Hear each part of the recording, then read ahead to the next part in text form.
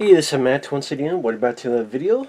And I know I'm at a different angle, but this is a paid request for Johnny.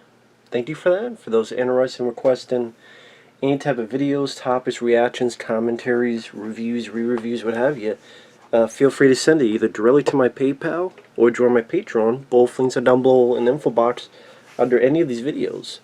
And Johnny wanted me to do a commentary on the original, the classic, Raiders of the Lost Ark.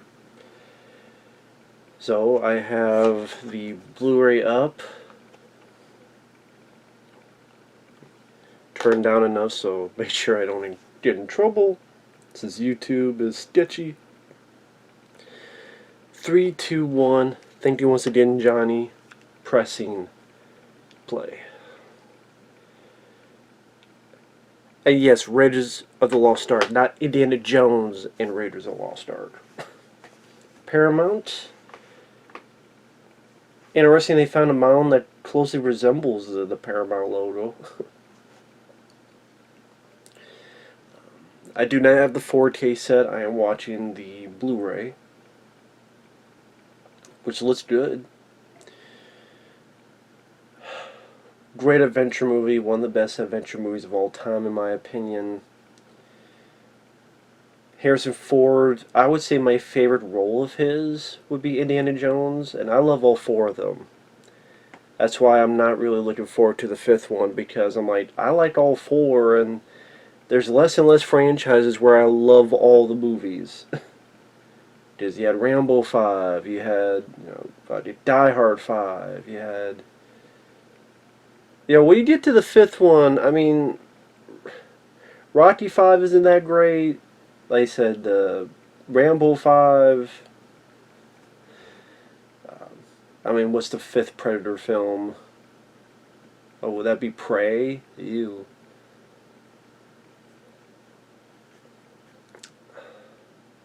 That's why I don't look forward to Lethal Weapon 5 or Indiana Jones 5. It's not needed. Nightmare on Elm Street Part 5 isn't that great. Friday the 13th Part 5, I like, but it's not in my favorite category of that franchise.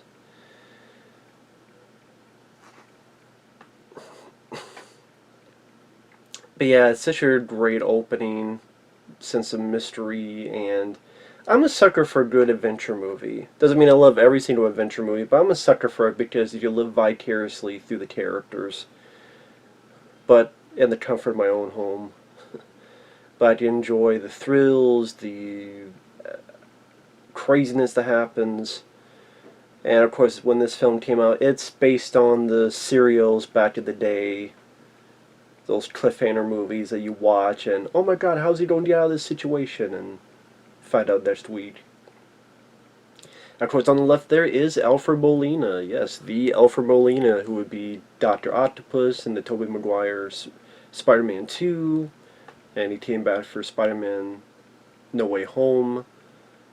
Been a lot of other stuff as well. Alfred Molina is a really good actor. And he was definitely one of the best things of Spider-Man 2. But yeah, I always liked him as an actor. And yeah, Harrison Ford, I mean, this is... Star Wars put him on the map, but this one I think cemented it because, like, Han Solo, very memorable character. But like I said, my favorite was always this, and he got to be the lead of it, he got to be more the focus of it. And I think it's Harrison Ford's favorite role. Because you always hear that he's not a fan of Han Solo and he wanted the character to die. But I think he's always willing to talk about Indiana Jones. I think I just get a sense he loves the character. He loves the... I mean, the fact that he's willing to do a Part 5 and I mean, you had to pull his leg to do a Star Wars movie, but like I said, I was more of an Indiana Jones guy than a Star Wars guy.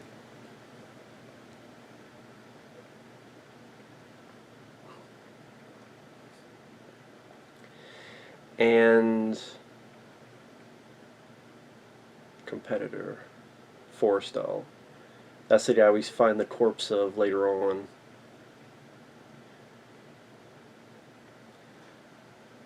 I know there's that remake that those three kids and their friends made, and like the course of a decade they filmed in like their backyard in their town, like almost a step-by-step remake of this movie.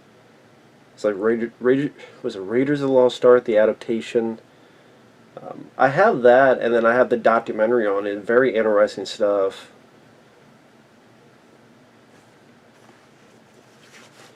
A lot of nice heart and charm to it.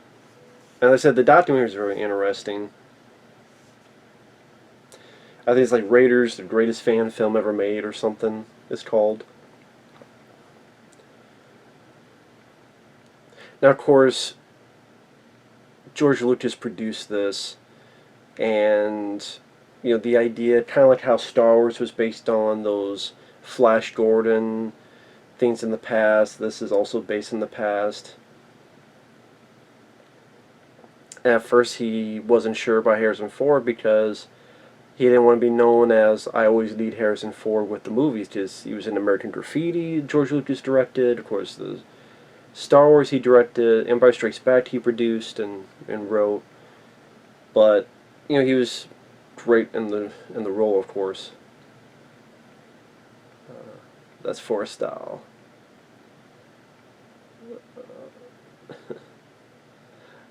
I mean, pretty violent. I mean, for what, PG movie? Because back in the day, they didn't have PG-13. It was kind of after Temple of Doom and movies like that where you got the PG-13 rating. Was it Red Dawn? Was one of the first PG-13, among others. Just Temple of Doom has, people getting their hearts ripped out and stuff.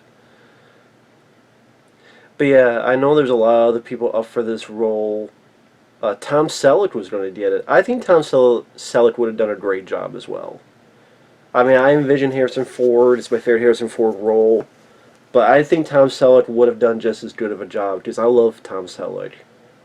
And the thing of it was, the producers of Magnum P.I. said, nope, he's with us. And they're like, well, this show there's no word on it getting picked up. And, the TV show guys had wanted to show their big dick and said, nope, he's ours. Tough. But the Man and P.I. show got so delayed for so long that Tom Selleck could have done both. He could have done the movie. Do you imagine if Tom Selleck did the movie? I think it still would have been hugely successful. Steven Spielberg and great movie. And he would have had Man and P.I. and that would have been a hit. God, I think Tom Selleck would have done the sequels, and then I think that could have led to other big roles. So, I mean, Tom Selleck is still working today, but he never got to be that big film star, which is too bad, because I love 3 Men and a Baby, and that was a huge hit. I love Runaway. I think that's an underrated film, but... And then Man and P.I., they did a little Indiana Jones type of episode. But yeah, I think Tom Selleck would have worked out well.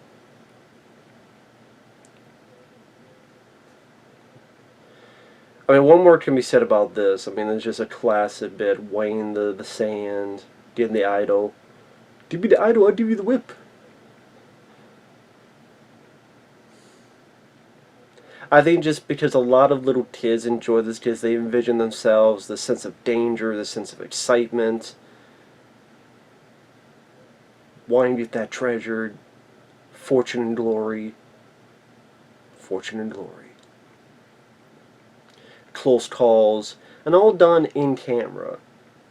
Nothing is filtered, nothing is done after the fact, post-production. You had to do it all in camera. You had to make that wall slide down in camera. You had to have real people doing this physical stuff. There's no CGI manipulation. Yeah, a bit of humor, and then, oh shit. And of course you have the slowest moving wall ever, because by this point that wall will be down, but you gotta be at the nick of time. Either it would be his whip or his hat he would get. And Sally After Molina didn't watch what he was doing. Like, that's pretty damn violent. And especially for PG. But it's 80s PG. And of course, you get this moment that the dog's, oh shit, you know. I don't know if that was made like foam or something, but it's just a great image. Like this big fucking boulder coming at him.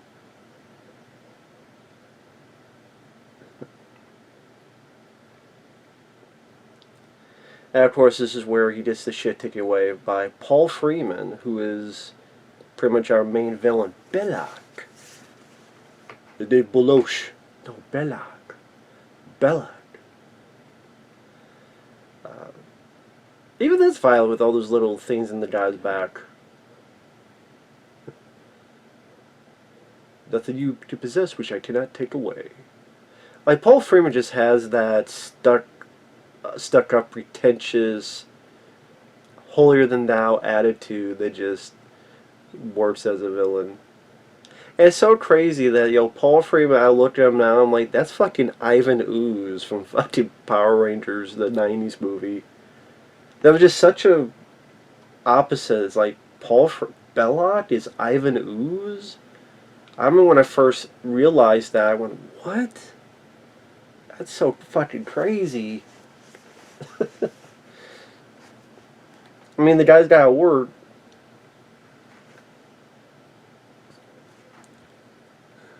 One of the films going to get canceled because somehow, in someone's mind, this is fucking racist. Why? I don't know. Natives are trying to kill the white guy. It's racist. Not racist. W-wham for racist.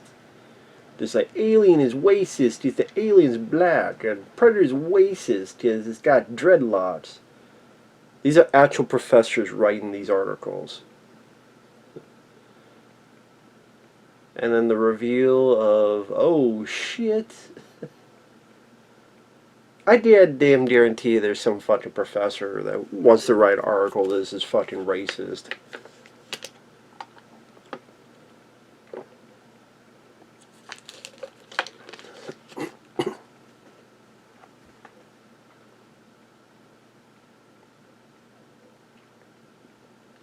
And yeah, I mean, when this film came out, it was such a huge hit. Was it 1981?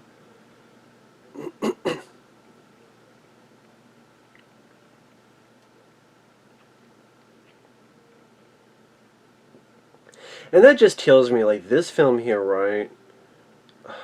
I'm trying to think, what Oscars was it nominated for? I can't remember. No.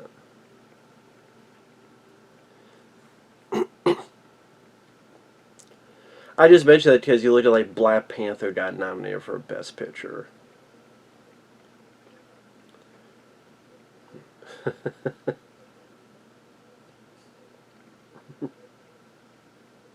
I hate snakes, John. I hate them. And just the irony of that statement, like, this guy showed a shitload of backbone, but, this guy probably doesn't know what the fuck he's talking about. I guess I should mention, the John Williams score, such a iconic score, an iconic theme.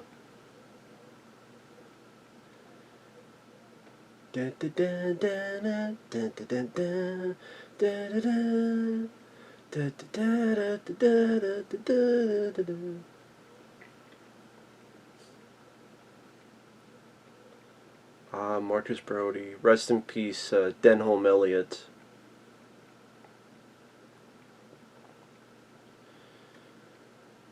I mean, yeah, we lost him. We lost, of course, Sean Connery. So those pictures on Indiana Jones 4 is a bit even more sad.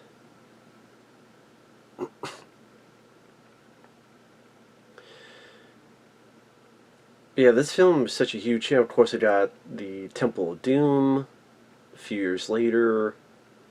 Was it 84? And then you had 89, Last Crusade.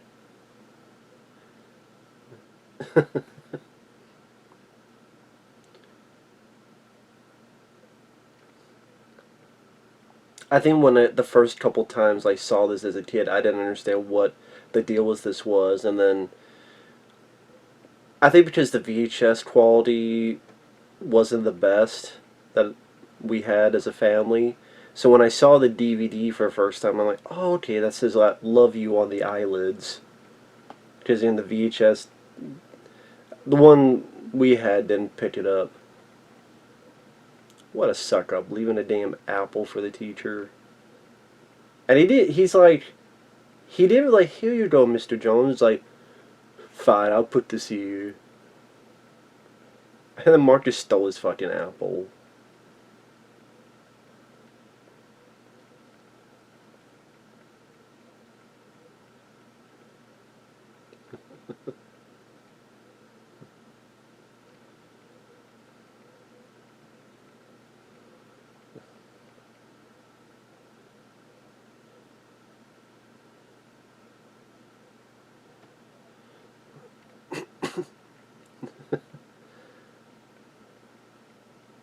What does our main television want to know? What to do with me? I guess in a way you could look at sort of this is his Clark Kent to Indiana Jones, the adventure as his Superman.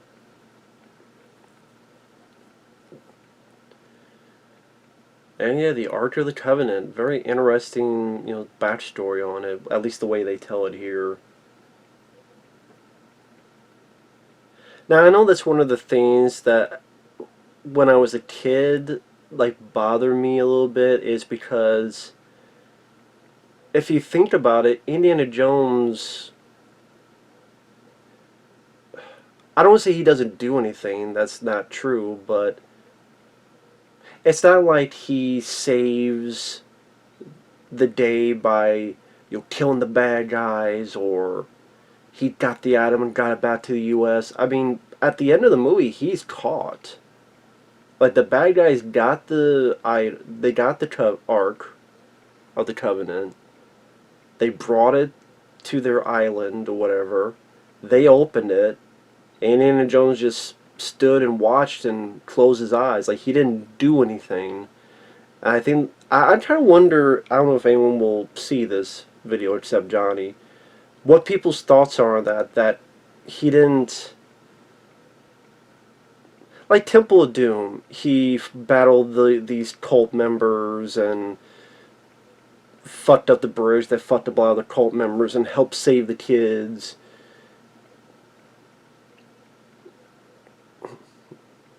Even in Last Crusade, he had to go in and get the cup and lead them in there. Here, it's more, like I said, about the adventure aspect of it, like this crazy adventure that he went on, and we're along with the ride. Well, all the different characters, and that's how I looked at it on that nature. And as I grow older, it's not a James Bond movie. It's not a Rambo movie. It's more about the adventure, the experience, not the destination, if that makes sense. Hence, adventure. Like, even Congo. Like, I love Congo, right? At the end of the day, they get there and the one lady gets the diamond but realizes the one guy's full of shit, so she destroys it. Ernie Hudson pretty much, is able to live. The island fucks itself up. They didn't really fuck up the island with the lava. I could just say the one guy lets his gorilla go, but that's it. Just like here, Indy falls in love with Karen Allen, they get together. So I mean, like Congo I enjoy and others I enjoy, so it doesn't really bother me anymore. Even I think when I first reviewed this, I mentioned that, but nowadays, like since that movie review, I'm like, what? It doesn't really bother me as much as it used to. Also because of just how many shitty movies are nowadays. I'm like, I love it. I loved this film. Now, like, even that doesn't bother me. Like, look at the amount of crappy sequels and reboots and remakes we have. With a little bit of Mellow Yellow to watch Indiana Jones.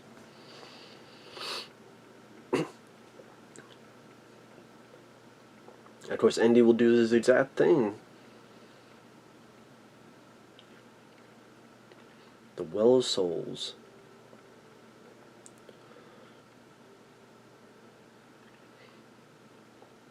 And I'm sure this is a tough scene to do, because this is flat out exposition. And the one thing directors and people hate doing is having to film exposition, because you just pretty much, we have to tell you and set you up what this is.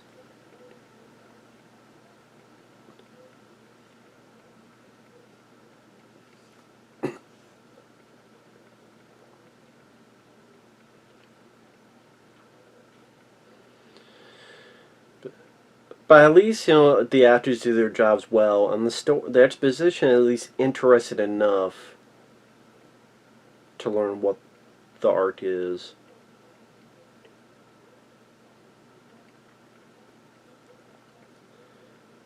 An army that carries the Ark is invincible.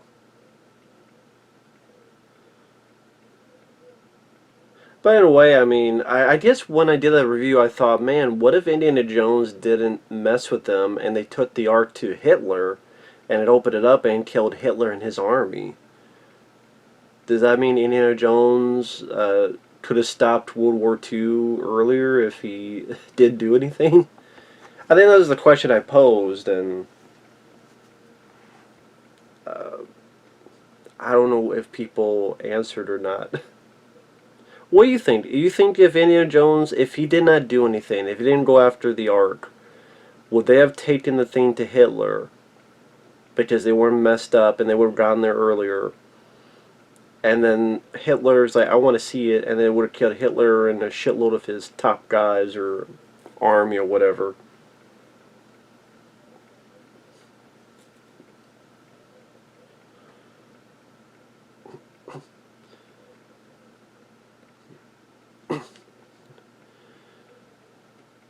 Or it could have been worse. It could have been maybe Hitler knew more than his men, and Hitler said, no, don't open it, and has one of his,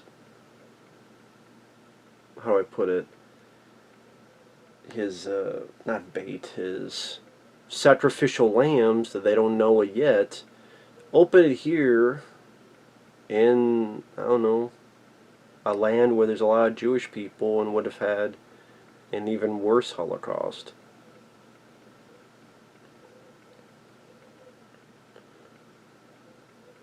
So, could have been that as well.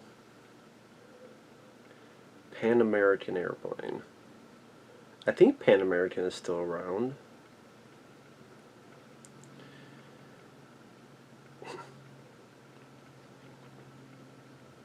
But yeah, always enjoyed this film, and then this is where we're going to get that cool like map transition motif, which is utilized throughout the movies. And then Temple of Doom, like I said, I like all four Indiana Jones films. I like Temple of Doom. I know Spielberg doesn't like it as much anymore because it's too dark. I think it fits. It made it different. Kid Capshaw, yes, she could get on your nerves, I understand, but I like Short Round, Tior Kwan. I really enjoy, and he did a good job in Everything Everywhere All at Once with Michelle Yeoh. It was nice to see him again. Tior Kwan, who played Short Round. I know there's a picture that he actually got to meet up with Harrison Ford again. They're both smiling, which was cool. That was nice. Sorry, when I think of Nepal, now I think of the Golden Child. N-E-P-A-L, Viva Nepal! Viva Nepal!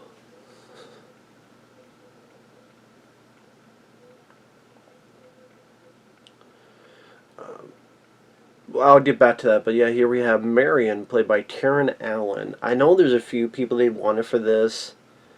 Deborah Wiener was one of them, and then I think Spielberg was with, was it Amy Irving at the time? But Karen Allen was the best choice. I've always been a fan of Karen Allen. She always seems very sweet, very nice. She was in Animal House. Really liked her in Starman. Even Ghost in the Machine. That's one of the reasons I liked the film is for Karen Allen.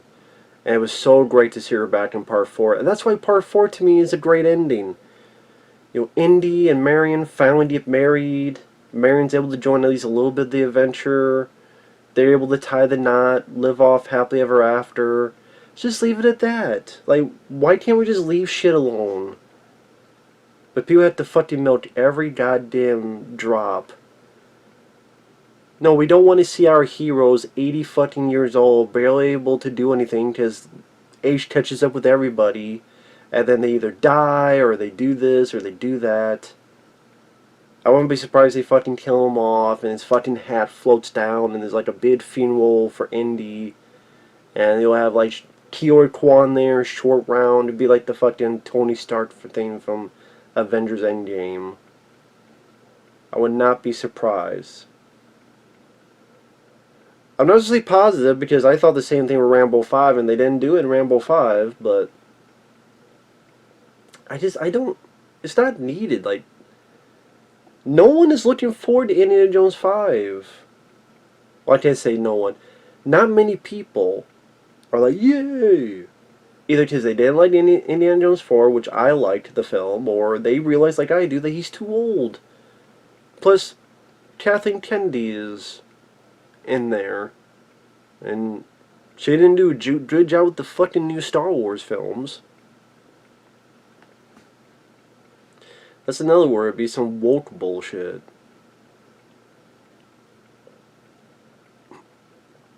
See, this is an example of you have a strong woman able to punch your lead, but it's not woke bullshit. She could be strong, but she can also have to be saved as well. Because we all have to, there's times all of us need help.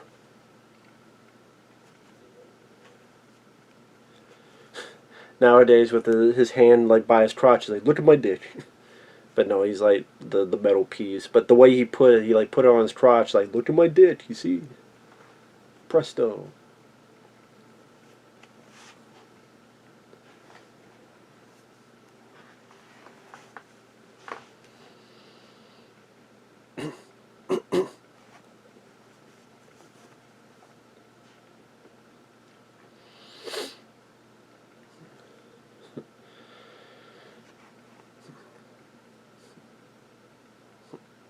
But yeah, Temple of Doom.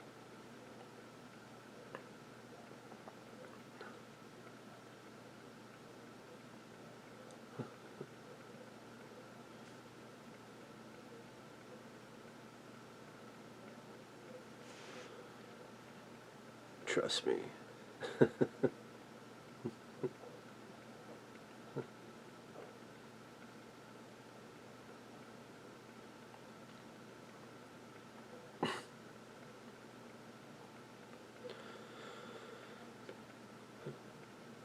I'm sure Indiana Jones, he decided to stay thinking she was going to just leave stealing his money.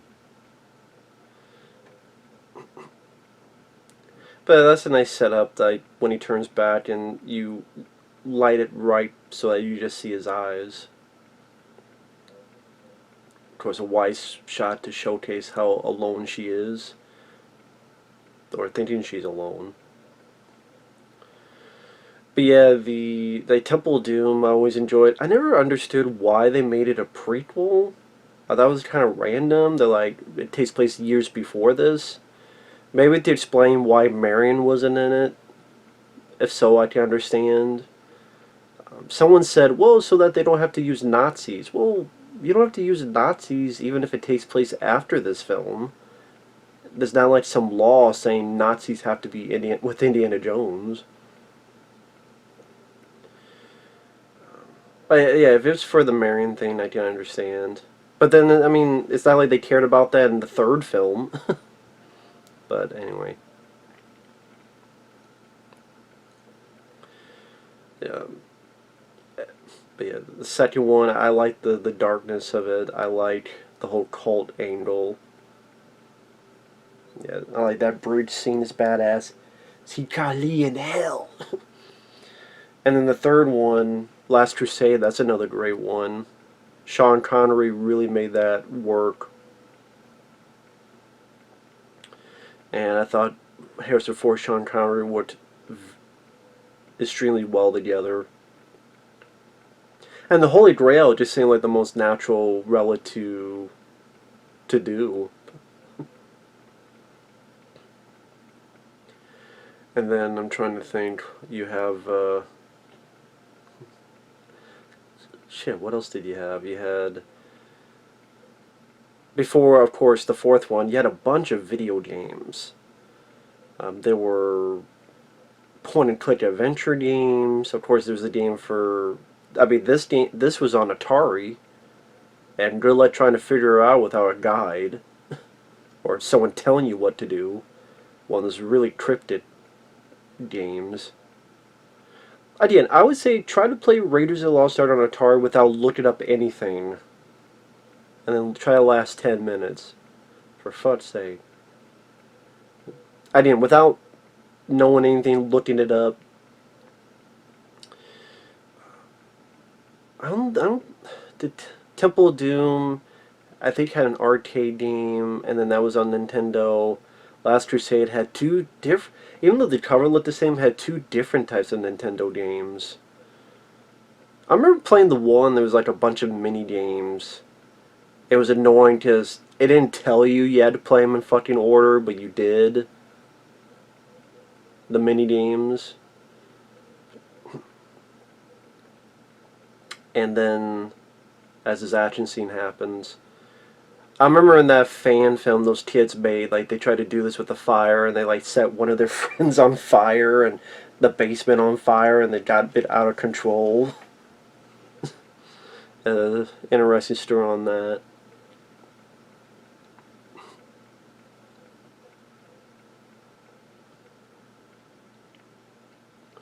There you go. Ooh, right in the head. I mean, I didn't see a bullet hole, but like a splash of blood to get the idea. I mean, the sound effects in the gun I remember being very just hard hitting and just with a good old punch. Same with the fists.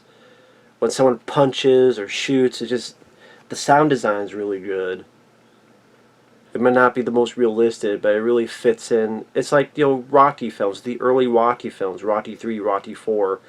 I like that the punches sound like haymakers because it really sells gives more of an impact. Shoot them both. I like that the guy has common sense, like, well, fuck that.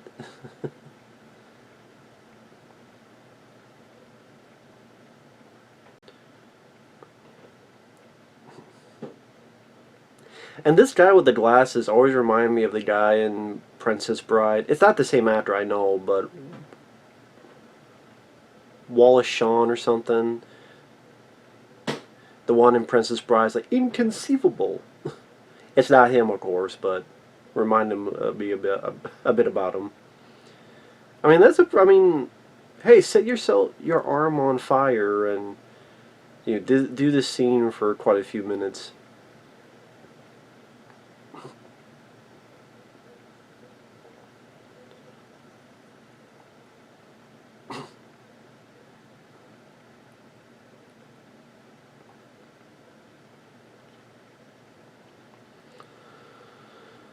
I'll get to the other stuff here, but I always love this delivery.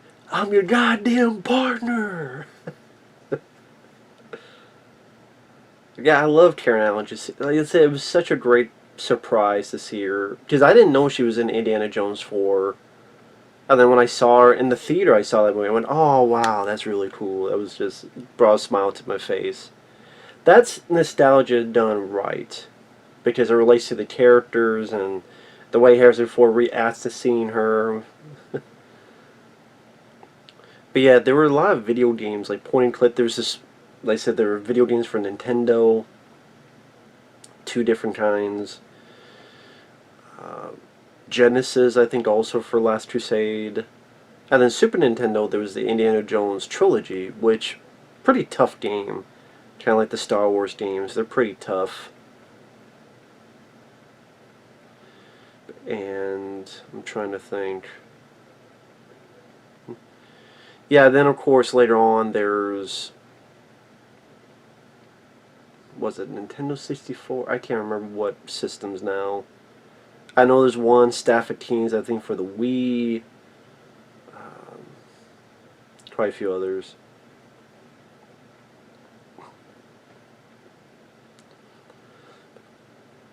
But yeah, Last Crusade, great work with him and Sean Connery. And then in the fourth one, I've always enjoyed the fourth one. I know a lot of people hate it. The funny thing is, at the time, it got good reviews. But as time went on, it's looked at so poorly now. And is it a flawed film? Sure. Too much CGI. The jungle setting. Like, you look at some of the settings in this movie, and then that jungle setting when they have that big car chase, it does look a bit fake. It does. I could do without the CGI monkeys in the trees swinging with Shia, and they both have the same hair. The monkeys, and like, I could do without that stuff.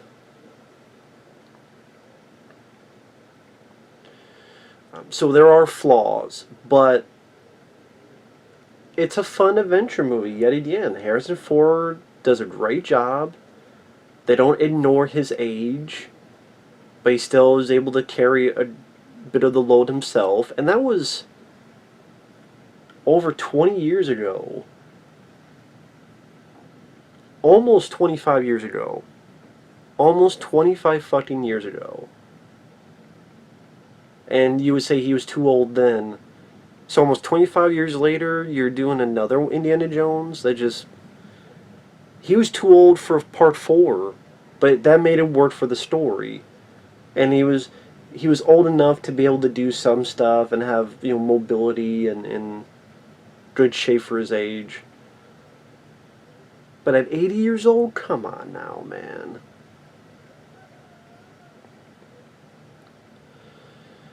But I like Shia LaBeouf. A lot of people hate him. I've always liked him. I liked him in Disturbia. I liked him in Eagle Eye. I don't think he's the problem with those Michael Bay Transformer films. It's the way the character's written. It's the whole scripts for them. I think if you cast fucking Sylvester Stallone in Transformers with those scripts, it still would have been that way. And the monkey doing the thing. I know that in that kid's film adaptation, they had their dog. I guess they put like a little wire thing to try to make them do that. Which I know Steven Spielberg met those kids, and there's like a picture with them, which I thought that was pretty nice. And if you hear background noise there, my neighbor's roosters, they know I'm watching the film, and I don't know, maybe they're watching by osmosis, giving their approval. But yeah, it was Indiana Jones and Kingdom of the Crystal Skull. I like the alien plot, because that is part of, that does go into theories, and, you know, why is it more ridiculous to believe in a knight that lives for 1,000 years in a fucking cave and can't grow old? That's fine to believe in, but the alien stuff, that's too much to believe in. That always confused the shit out of me. Like, it's like, come on, a thing you open up and people's faces melt or explode because of this tablet? That's easy to believe, but aliens, now it's too far. What the fuck? I love the idea. And I thought the action scenes for the most part were fun. I like the Newt the Fridge scene. I mean, there's been some crazy shit in these films, regardless. I mean, fucking Temple of Doom, and you have this great bullwhip scene.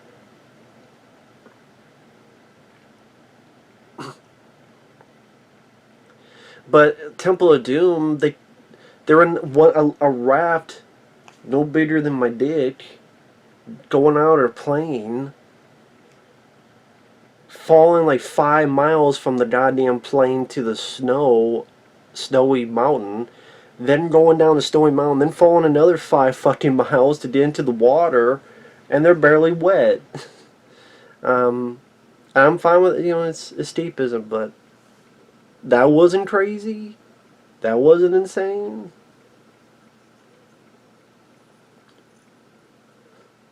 But hey, I'm the guy that loves to Live Free or Die Hard, and I love the fucking fighter jet sequence. It's actually one of my favorite action scenes in all the Die Hard films. So I love Die Hard 4. I just think the rating should have been R to begin with. The making PG-13 was a stupid mistake. But regardless, I still love Die Hard 4. Live Free or Die Hard. And Indiana Jones 4, the big mistake with that was the CGI. Like, Spielberg should have been like, you know what? I'm Spielberg, motherfucker. This is Indiana Jones. We're going to spend a little bit extra money. Now, this scene, for what I understand, there's supposed to be this big fight scene that they were choreographing.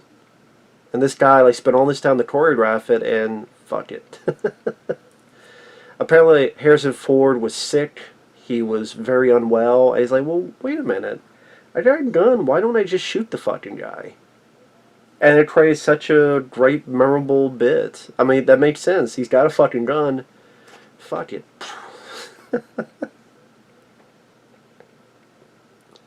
Like, that's a scene that's, when you watch it for the first time, you go, okay, scenes like that is what makes this a classic. Using a bit of common sense, and it's like, fuck it, And all because, again, from what I understand, it was supposed to be a big choreographed fight, but he was sick, and it does make sense. If he has a fucking gun, why wouldn't he use it?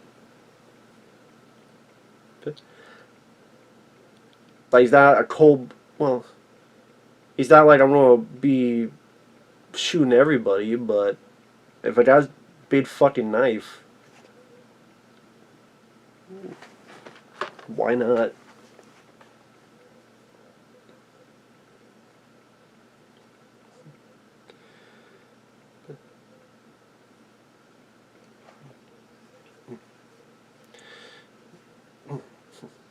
Nice shot here.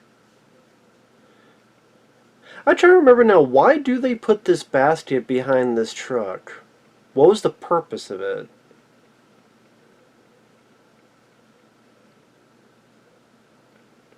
I guess they wanted... Did they want Indiana Jones to get near with all that ammo and then blow it up to kill him? Like, of course they do it for the movie because to make us think she's dead and then, oh my god, she's still alive. But why do the bad guys put that basket in the back of that truck? What's their purpose? You say to trick them, but I'm just saying, why in the back of a truck with like a shitload of ammo? The shitload. I mean, the shitload of ammo is to explain why it blows up that way. But anyway, they did too much into it, I guess. I want to see Belloq. Belloq.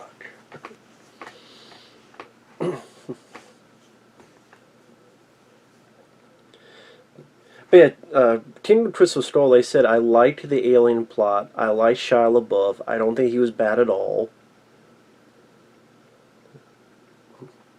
I liked the action set pieces. John Williams doing the score yet again. It was great to see Karen Allen. Harrison Ford, for his age, managed it fairly well. Again, if I could do an edit where I take away the stupid CGI gopher near the beginning, if I take away the CGI monkey stuff, and just have, I don't know, the last part where Shia swings in and, oh shit.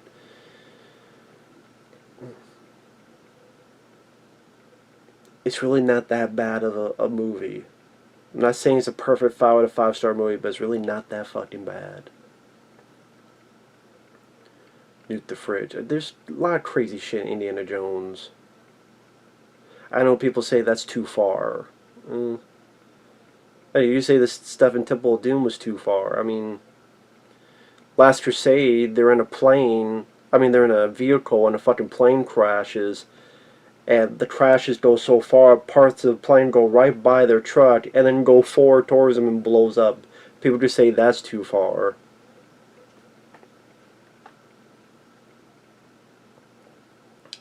I say, I think it's weird to say it's underrated because it was a big hit when it came out and critics liked it at the time, but with this reputation nowadays, yeah, I would call it underrated.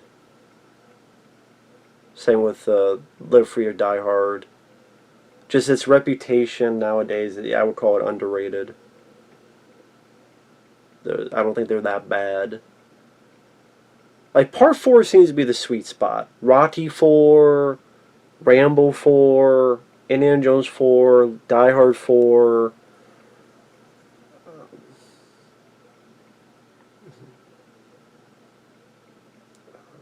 Um, well, okay, not the fourth Predator film. The Predator. Well, not that one. And not Alien 4. So, it's not always the case. It's a radio for speaking to God. I love this line. You want to talk to God? Let's go see him together. I've got nothing better to do. I love that.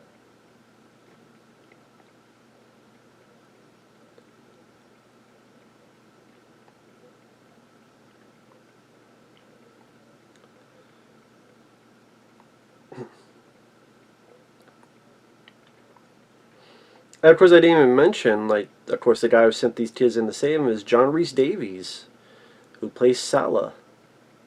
Yeah, I didn't even mention him. It was great to see him come back in Last Crusade. I think he's in the new one, I believe. Could be wrong.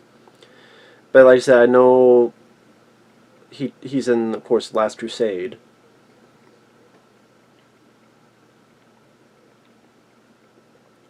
And John Rhys-Davies, I know that during this film, at one point, he got really sick. Like, absolutely sick, and just the heat, and maybe because some of the food or whatever, and then at one point he, to put it blunt, shit himself. And he's like, I didn't care, because it's just so miserable. I can imagine there's just the heat, and the heat alone can make you fucking sick. Especially if you're not used to it, or if your body's not used to it. And then if the food isn't all that as well. Even, what was the story? Total Recall, the 1990 movie, they went down, was it Mexico or something? To film some stuff. And one of the only people to not get sick was Arnold, because Arnold had his own cook.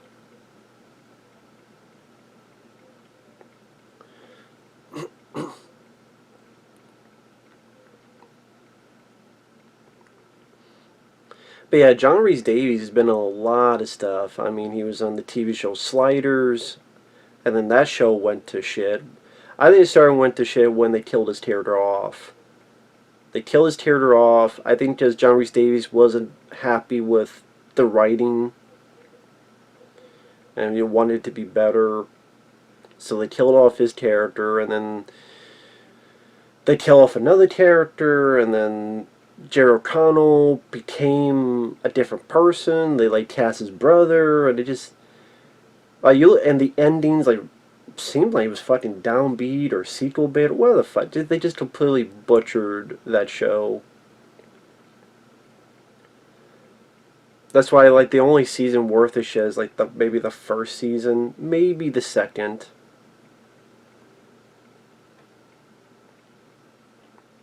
Probably like the first two seasons, you just watch and stop it.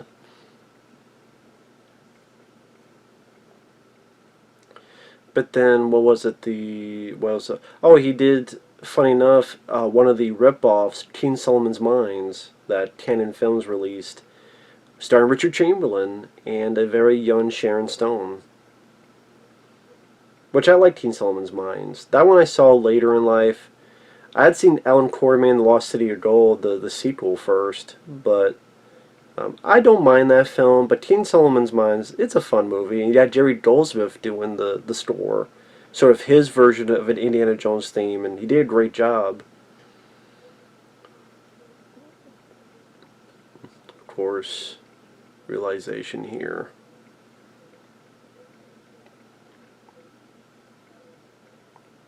Bad dates.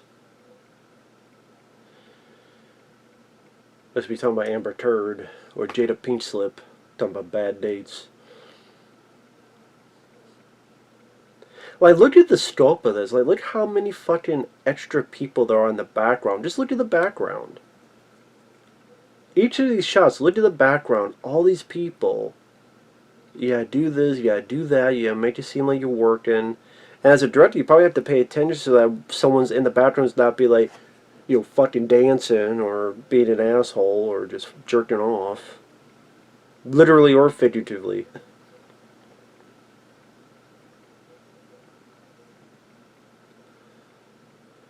But yeah, John Rhys-Davies, like I said, he was in King Solomon's Mines, which is a fun movie. I know that gets a bad rap, but I think it's fun.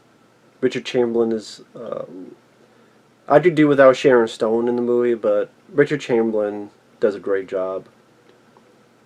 Just the dynamite, he's like, I've got it! And then what else? John Rhys-Davies. He did a lot of other films too. He was in The Unnameable 2. The Unnameable is a H.P. Lovecraft based movie that I do enjoy. Enjoyed ever since I was a kid. They did a sequel. I think for years I never knew there was a sequel, and then John Rhys-Davies is in it for a little bit. He's in a bit of Waxwork in 1988, the first Waxwork movie, in the werewolf segment.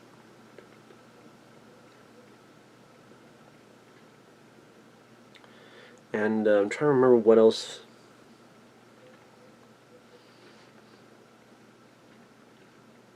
Oh, of course, Firewalker, another adventure movie. Which that's a film I love with Chuck Norris and Louis Gossett Jr. Obviously didn't have the budget and scope of this movie, but I still really like Firewalker. Chuck Norris, it was great to see him have a bit of fun. You have a great fight scene where he kicks a lot of ass in this bar. I thought him and Louis Gossett Jr. had good chemistry with each other. You got Sonny Landham from Predator as the villain.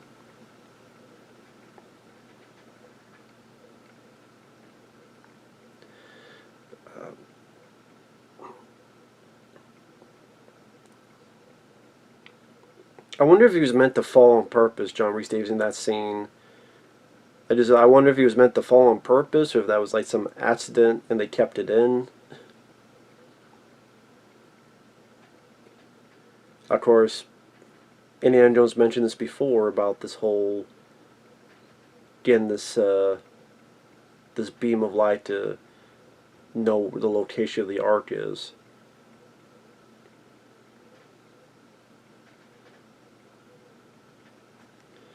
But yeah, the movie. Sorry, I'm getting lost in the movie.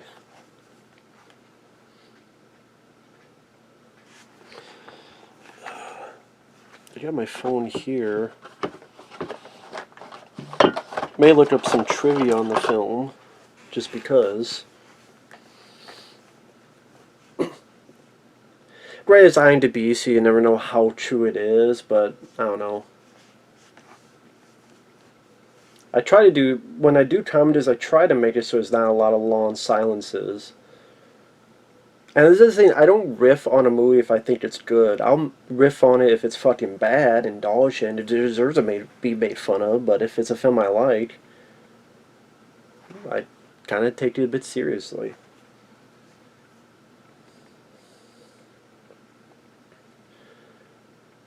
But let me see.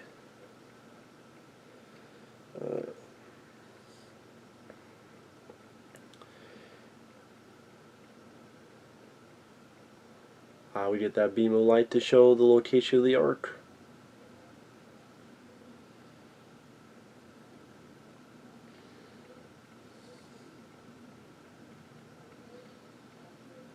I saw that realization on his face that this, holy shit, this actually works. This actually works? What the fuck?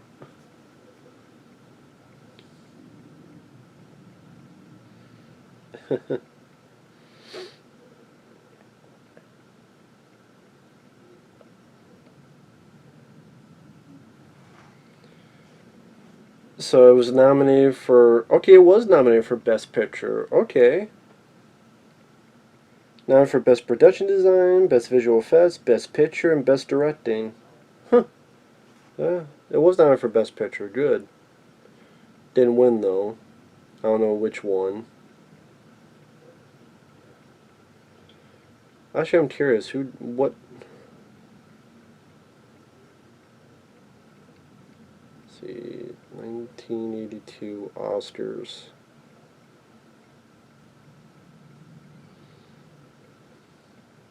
Oh, Chariots of Fire won.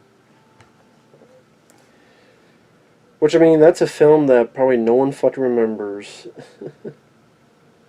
They're like, Chariots of Fire? Yeah, Chariots of Fire. Oh, okay.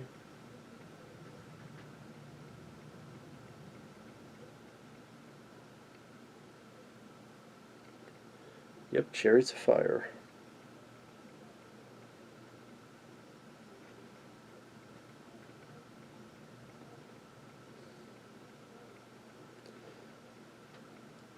And here we have the Marion alive again.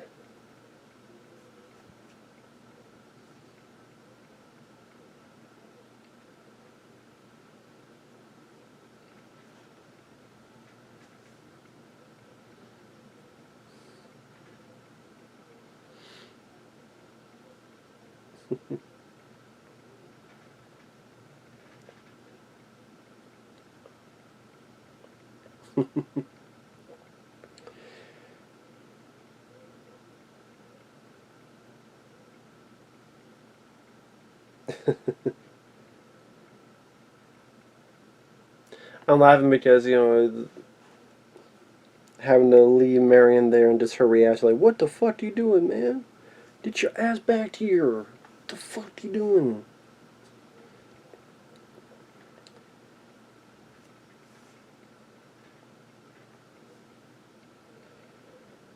Yeah, the thing with the sword, apparently it's supposed to use his whip to get the sword out of his attacker's hands, but the food poisoning he and the rest of the crew had gotten made him too sick.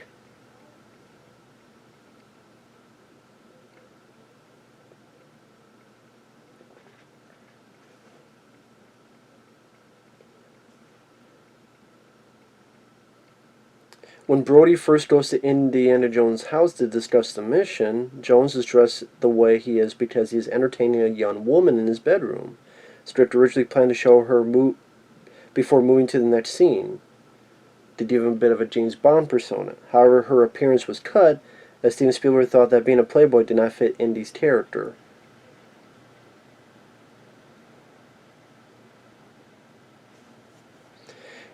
Indiana Jones' line to Marion when they were on the ship, "It's not the years, honey, it's the mileage," was ad-libbed by Harrison Ford.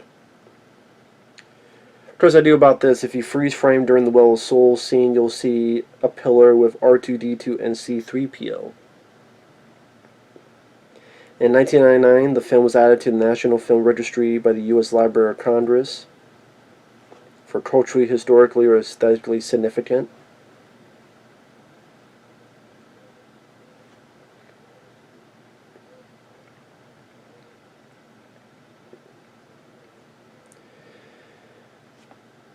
Yeah, one of the initial ideas was that on vacation in Hawaii with Spielberg, Spielberg said he always wanted to do a James Bond film, and Lucas said, well, I got a better idea. And then this came about. Most of the body blow sounds were created by hitting a pile of leather jackets with a baseball bat.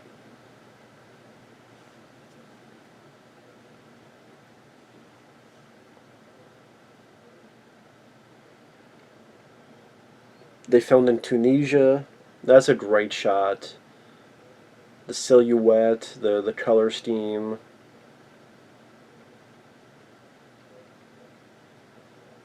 I wonder how they did with the sun. Is that like in there? I guess like maybe a matte painting like this, with the clouds.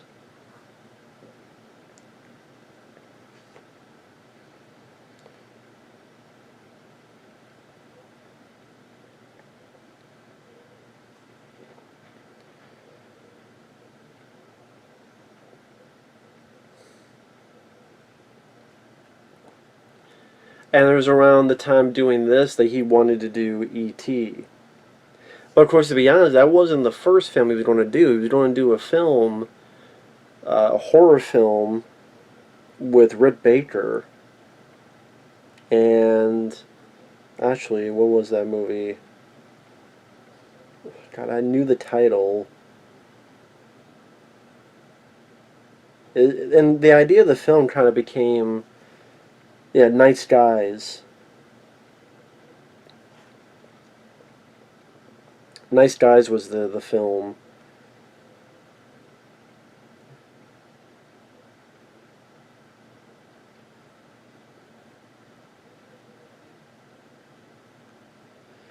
In 1980, Spielberg found himself at something of a crossroads. He was preparing to Lost Ark. He was urged by Columbia to think of a Close Encounters of the Third Kind of follow-up. He's like, no, I'm not going to do a sequel.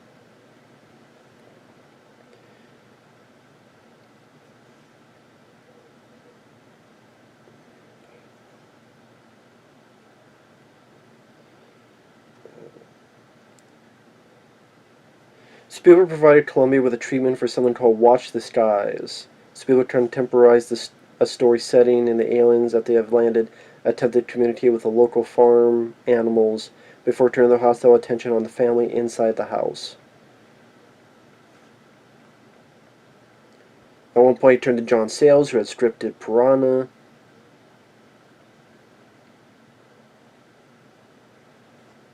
It was less of a direct Close Encounter sequel than something that would satisfy Columbia's yearning for a follow-up.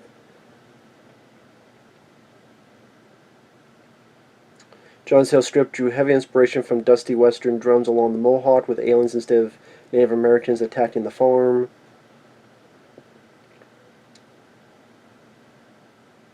He was thinking of maybe Tobe Hooper directing.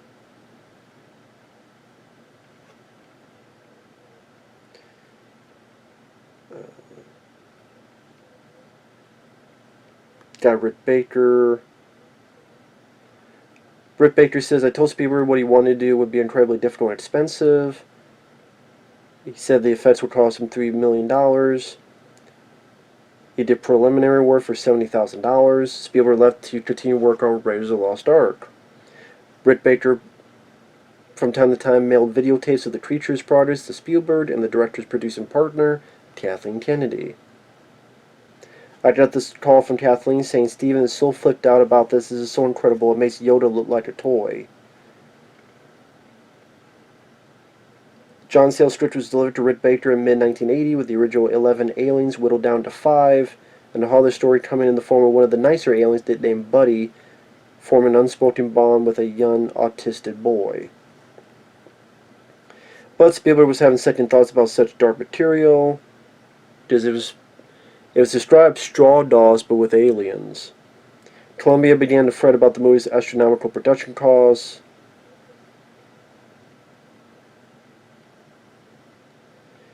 But he wanted to get away from the darkness. He wanted to tell a coming-of-age story about a young boy growing up in suburbia.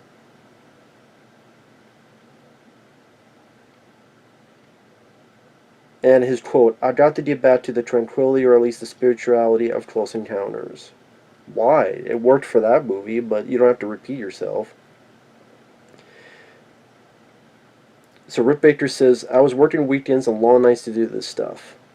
Then he waltzed in one day and said something like, guess what? I'm not going to make this movie anymore. My jaw dropped. My heart skipped a beat. I almost felt like crying. Then he said, but I'm going to make another picture which is going to have a cuter and nicer alien. I want you to start redesigning him. But Rick Baker was deep into American Werewolf in London now. Spielberg was unhappy with the amount of money that had already been spent on the project by Baker's team. Rick Baker got pissed off. Oh no. Spielberg got pissed off that I wasn't excited about it. Spielberg wanted to move the costs that had already been spent on Nice Guys over to the department of E.T. Rick Baker said, "What?" Harsh words were exchanged and lawsuits threatened. Rick Baker had been told about He had been told stories about Spielberg's shady business side and admits he was paranoid. Probably that Spielberg would get him blackballed. Stories vary as to who suggested Carlo Rambaldi for the new project, but either way, Rick Baker was out and the design of those wimpy Close Encounters of the Third Kind aliens were back. Or the designer, I should say, Carlo Rambaldi. Rick Baker was locked out of his own studio and designs and prototypes confiscated by Spielberg and his team. I think Carlo Rambaldi ended up with it. I know he did. At the time of the Cinefantasy interview, Rick Baker was downright irate, especially after Time magazine story from the year before referred to Rick Baker as someone who tried to make the Spaceman and failed, spending a reported $700,000. If Spielberg and Rambaldi are claiming that the thing I did was no good, why don't they okay me to publish pictures of it? Columbia wasn't happy either, because they spent $10 million on now referred to as a wimpy Walt Disney movie.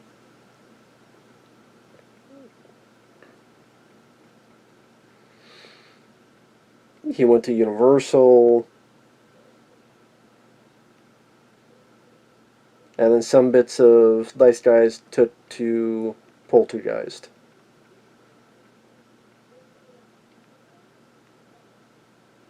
And then Rick Baker put up pictures of the aliens, and as he puts it, and I want to quote him, "Not finished, no eyes, but if you cover the top of his head, tell me who he looks like." And he looks like E.T. Now, sorry I went on that roundabout way, but for those who see this, if you wonder why sometimes me or Michael CP call him Steven Spielberg, that's why. Because he fucking stole Rick Baker's work. Rick Baker was working on Nice Guys around the same time as Spielberg was doing this film. In the middle of this, he's like, "No, I want to do a nice alien." Rick Baker's like, "What the fuck? I spent all this time doing this, and then you change your mind just like that? Why the fuck weren't you sure before I worked my ass off doing this? And plus, I'm doing American Wolf in London. I don't have fucking time for this." Spielberg got pissed and locked him out, stole his shit, told Carlo Rambaldi, "Hey, work with this." And Carlo Rambaldi won an Oscar for for E.T.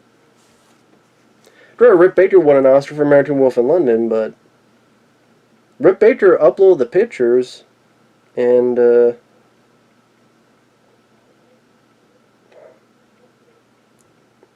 let's see if I can find the picture.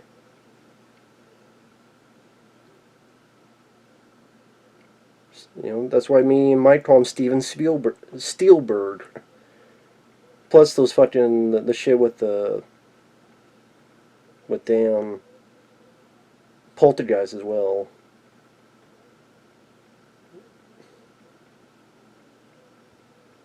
Oh.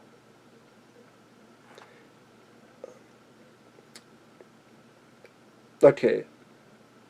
This is the design, right, of the creature for Nice Guys. Now, as he says, if you take out the top part of his head, what does he look like?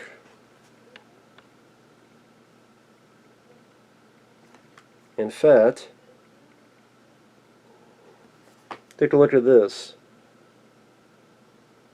Again, if you take off the top part of his head, again, like this bit here, looks a bit like E.T., doesn't it?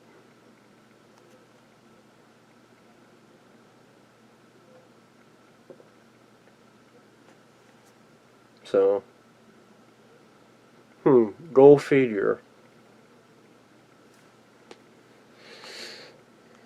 Oh, I think he has the picture of the nice alien too. Because there's supposed to be a nice alien. And that's it there. Like I said, kind of the alien on the farmhouse reminds you of Critters as well. And it looks like these are the other designs. That one especially, like, look at that one. Does that not look like E.T.? That definitely looks like E.T. Look at that shit. On the right there. Steven Spielberg. I mean, there's a lot of hidden stories of Spielberg being a fucking prick. You know, getting people fired, getting the novel guy, I think, the Poltergeist fired. He's like, well, I don't know about that tornado stuff, and people wanted to do a documentary on Poltergeist, and Spielberg had to shut down because they probably didn't want to find out that he seemed like a fucking prick to Tobe Hooper. But yeah, I always thought that was an interesting story. I first heard that from Mike, OCP, and, you know, Rick Baker fucking confirmed it. I think Mike met Rick Baker and asked him about it, and he's like, yeah, yeah. Like, I mean, he confirmed that it was fucking true. It wasn't like misquote.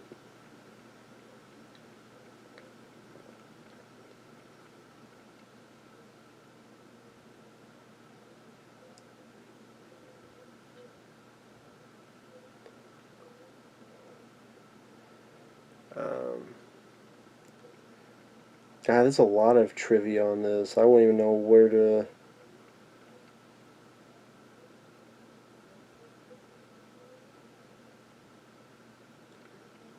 God, there's a lot of fucking stuff on IMDb. That day one's biggest film.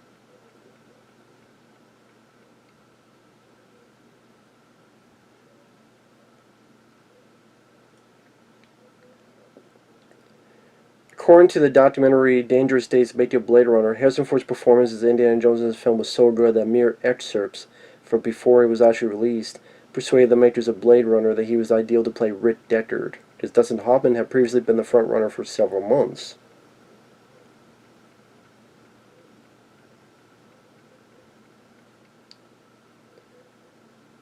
The Well of Soul sequence filmed on the same soundstage that was previously used for the Overlook Hotel for The Shining.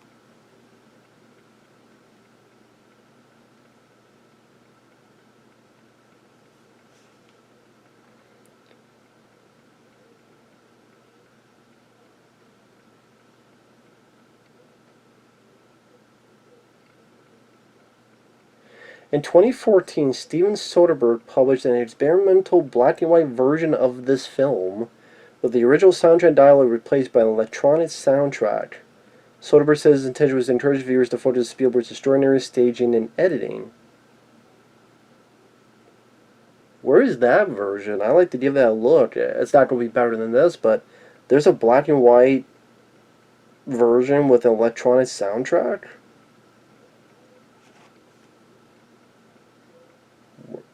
Where the hell is that version?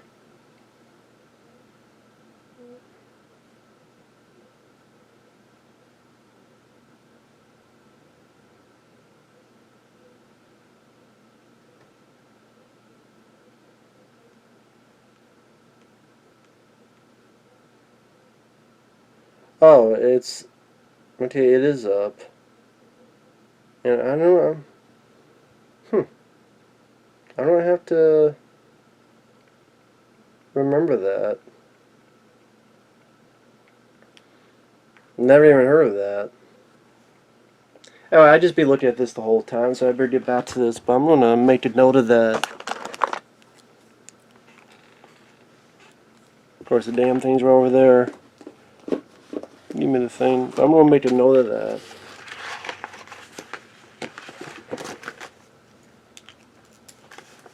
Soderbergh Raiders cut. I mean, probably just At least to give it a few minutes watch to see how it's like, but yeah, I never knew that was the case. But yeah, sorry I talked through the Well of Souls scene, but I just thought those were just kind of interesting stories as they try to get the fuck out of here.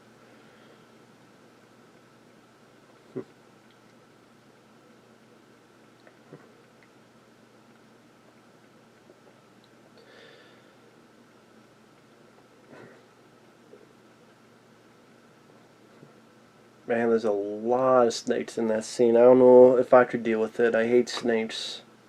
Hate spiders, hate snakes. And I'm allergic to them, apparently.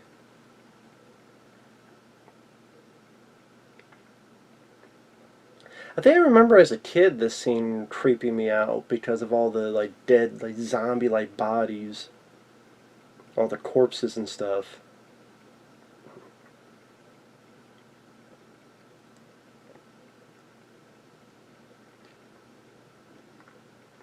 Well, I shouldn't say zombie. Like, well, I mean all these dried-up corpses.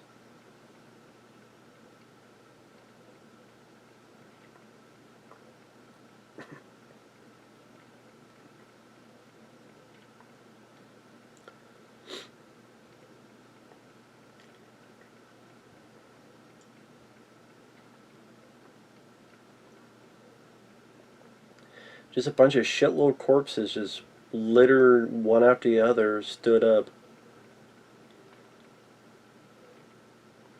Now, this whole scene here, I keep mentioning that fan film those three kids made because I thought it was a really cool story as well. I think it's right after this film came out. It's like 81. Like, I think the same year they started. Like, one would go and watch the movie and like have a tape recorder to record the dialogue, and they saw so many times they would kind of storyboard it by memory. And like in 81 they started filming, and like for till like 89 they either was filming or editing it. And it was around 89 where they finally finished it. Like 89, 90, so like no, at least 8, 9 years doing this. And there's like the one scene they didn't film. One of one of the scenes they didn't film was this, and so they years and years later they got together, and they got like a fundraising thing, and were able to film this scene here to put into their fan film. And that was done around the same time as the documentary on them was being made.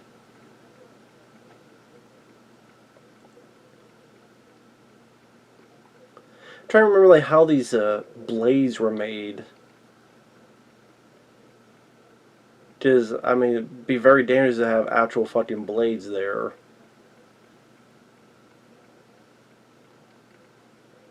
I don't know if those blades like animated in afterward.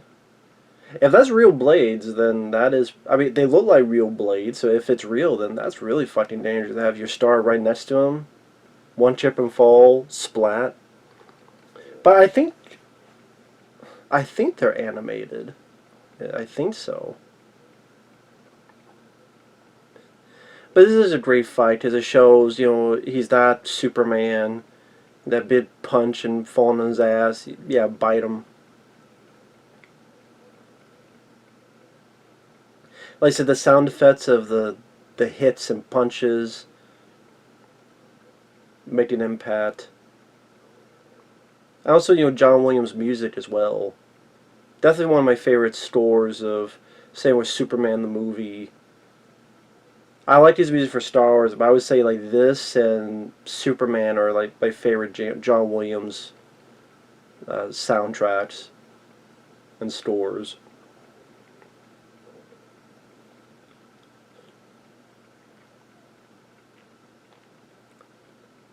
And this is to show that he's not perfect. He does, like I say, he's not Superman or anything.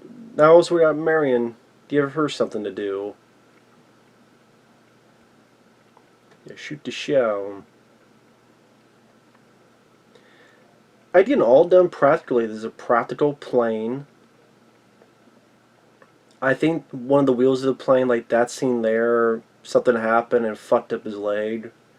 Didn't break it, but uh, did tear something.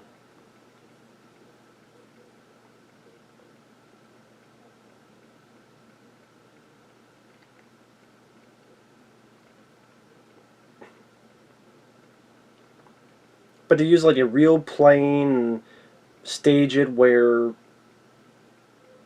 the gas is getting cut off, the explosion there, explosion may lead to the gasoline blowing up the plane, using a real practical plane, get no CGI manipulation, days, years before CGI. I keep harping on CGI because CGI can work, but it's a tool, but it's a tool that gets overused so much that I would, you know what, Hollywood, they should make it where 5 years, for 5 years, you can make a bid movie, but you cannot use CGI. Get, I love that, these haymakers.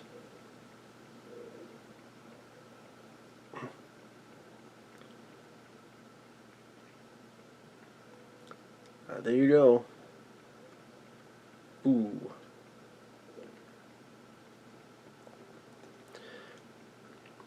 Like 5 years, if you said for the next 5 years, Hollywood, you cannot use any CGI. You have to use matte paintings, you have to use stop motion, you have to do it practically for real, but you cannot use any CGI for anything. They would freak out and they would have to work harder. They'd have to work smarter. They have to be more creative. They would. I would love to see that. Some decree, somehow, some way. Again, you're not allowed to use CGI for 5 years.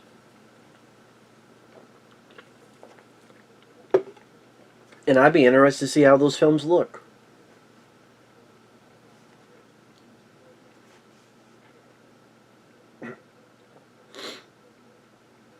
As I said, the movie, I mean, it works well because it's like one set piece after another. It's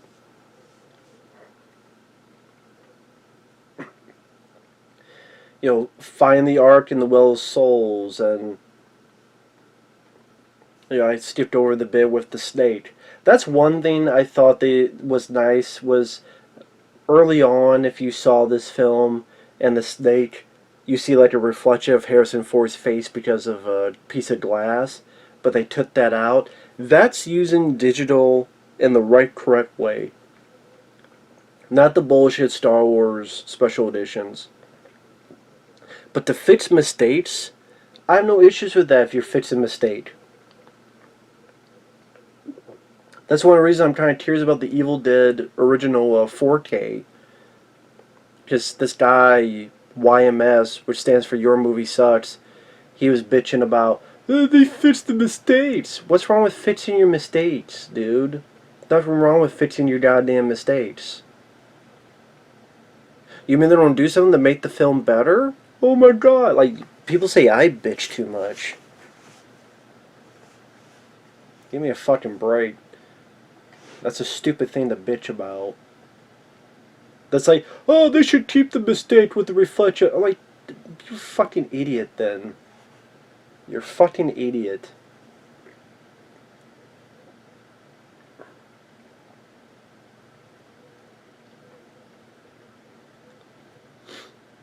But yeah, the set piece, like the Will of Souls, they have that cool truck.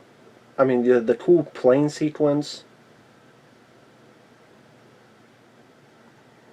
Now you have this truck sequence, which is another great set piece.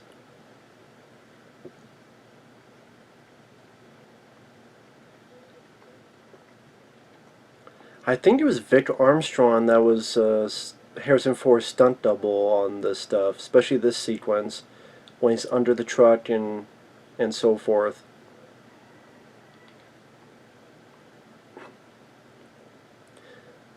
Like I said, I think it's Vic Armstrong, the same guy that would be a director of Army of One with Dolph Lundgren.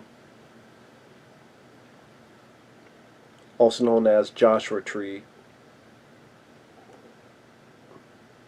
and a big stunt guy at the time.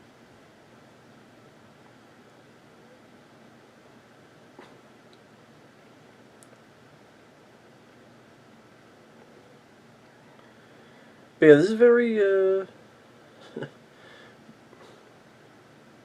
like, even the stage in there, like, all those people, like, the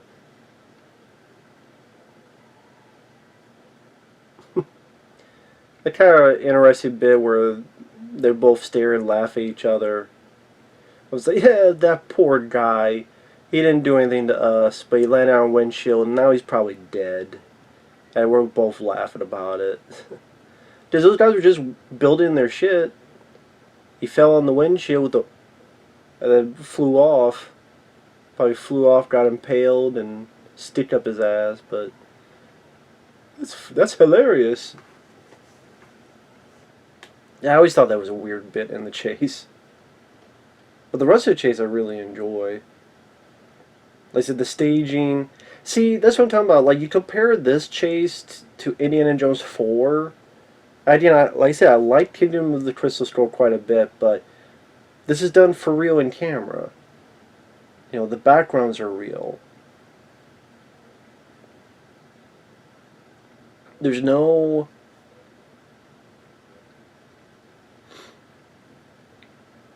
Again, the Indiana Jones 4 looked like a set, and with CGI manipulation.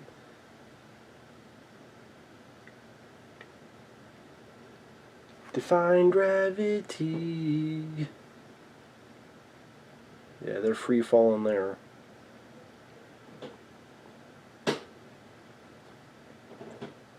Oh, is this where he, in one bit he just shot in the arm? I think that's coming up a little bit. But yeah, good job on the stunt people. I mean, this shit isn't easy to take these hits. So you gotta get hit, you gotta fall, you gotta make sure you don't break your neck or break your ass.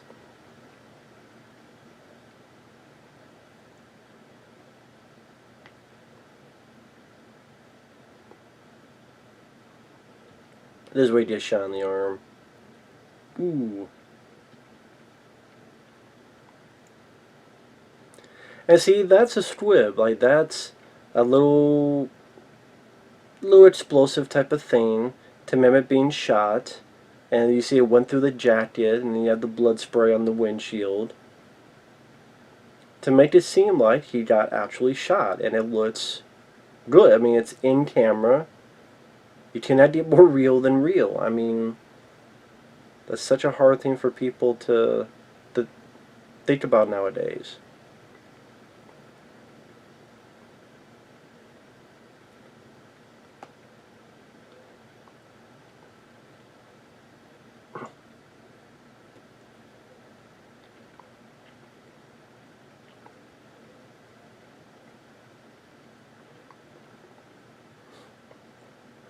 Again, just what more dire circumstance can we put our hero in?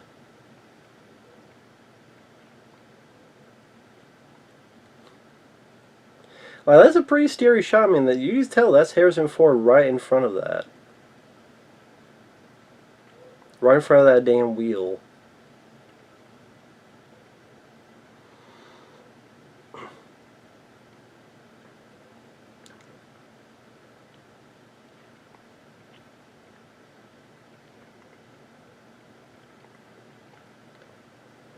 And yeah, again, this stuff is just so exquisite to show just how someone can go under the truck. So the fact you're doing it slowly, you slowly see him getting under the truck, and make people absolutely believe, yeah, you slide under the truck, and now this guy's being fucking dragged under and behind.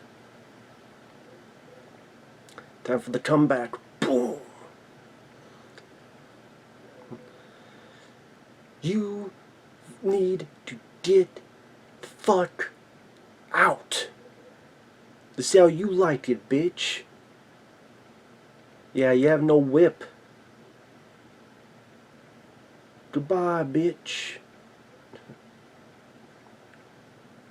roll this truck right up your ass and on your face.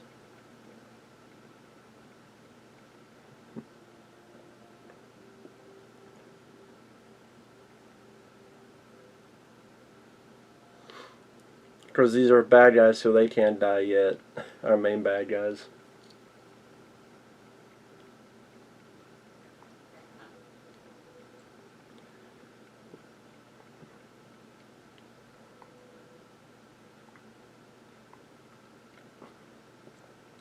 But yeah, like I said, the movie just goes at a very good pace. It's not boring.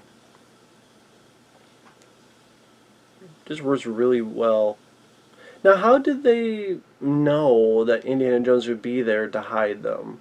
I mean, it's not like nowadays where you could get like a cell phone. I'm heading your way. Do this and do that. Be prepared. So, like, how did they know?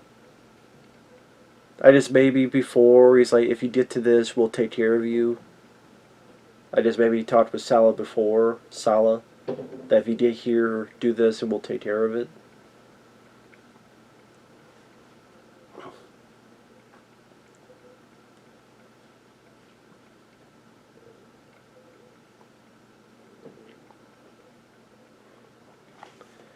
Mr. Katanga.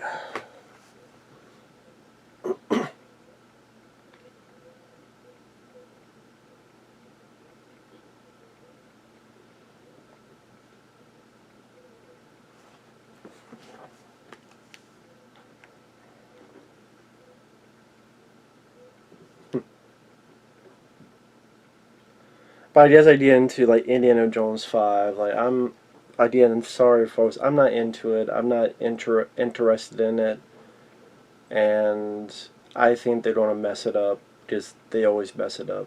Hollywood always messes this stuff up.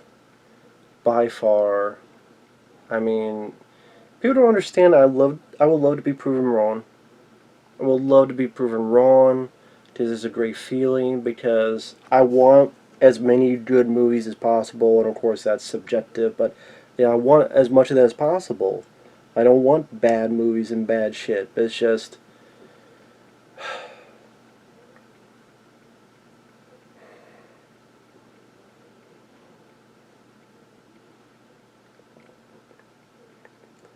James Mangold, I don't know if he's the right guy for it. You don't have Steven Spielberg directing it again.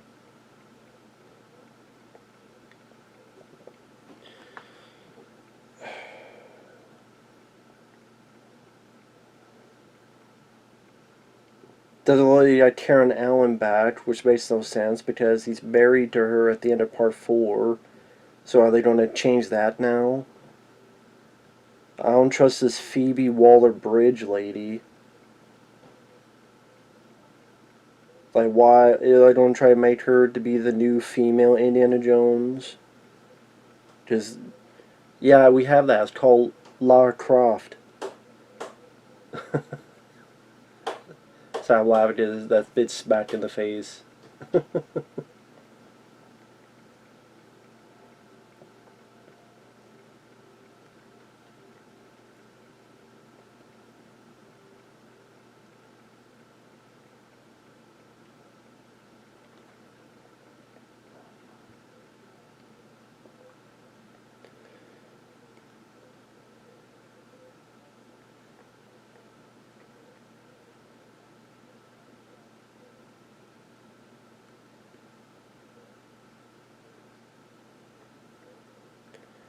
Harrison Ford said, I'm Indiana Jones. When I'm gone, he's gone. I mean, Boyd Holbrook is in this as well.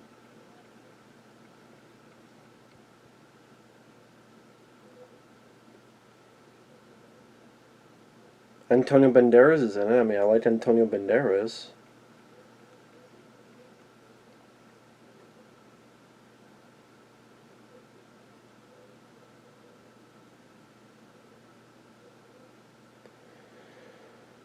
Yeah, I just do not look forward to June 30th, 2023.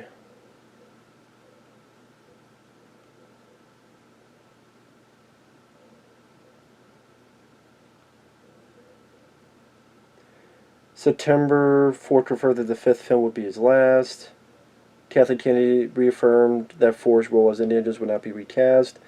Well, it didn't say he'd be recast, he'd just be replaced. No one's saying recast. It didn't say that he'd be replaced. That's what people are saying. I always thought this was an interesting scene. It made me wonder as if, like, God himself said, fuck these Nazis. I don't want your shit on my fucking box. Because what else does that infer? Like, it's the Nazi... Which the thing is with that symbol, that wasn't always a Nazi symbol. If you look at the swastika, you look up history, it was actually another symbol of a much more positive note. But because the Nazis used it in such a vile way, it's now sadly forever known as Nazi. But again, if you looked at that swastika, it was an original purpose, an original ideal for it.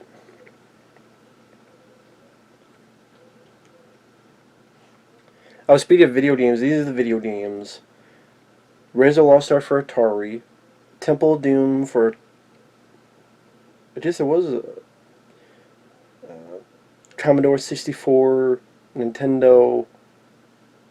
Indiana Jones and the Lost Kingdom for Commodore 64. I don't know that one. Indiana Jones and Revenge of the Ancients for PC. Don't know about that one either.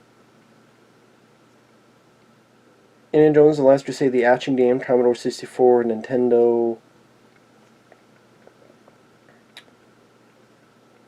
Of course, Young Indiana Jones, there's that, which I didn't watch much of that. But... And The Fate of Atlantis, Commodore 64. And The Infernal Machine, that's the one I was thinking of. That was PC, Nintendo 64. The Emperor's Tomb. Those were PlayStation 2, but I never got that game. PC, Xbox. Yeah, The Infernal Machine, The Emperor's Tomb.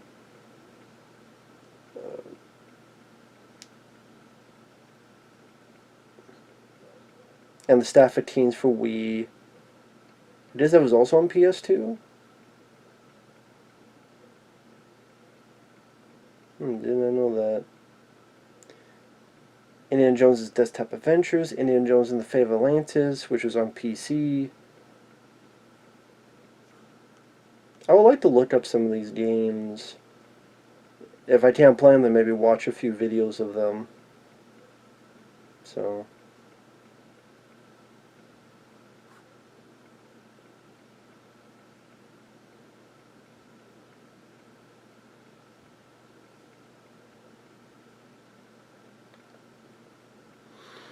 Damn Nazis. There is no national...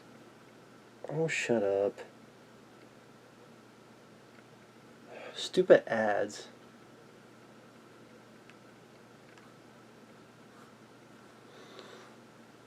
This is a nice moment where I found him. There!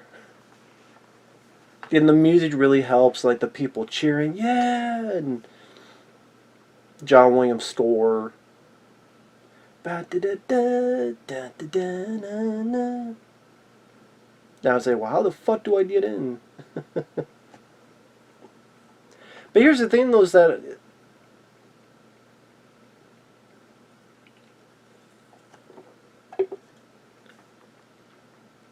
in a way, none of this matters because Indiana Jones is doing all this, but they still get the thing anyway. He threatens them with the rocket launcher.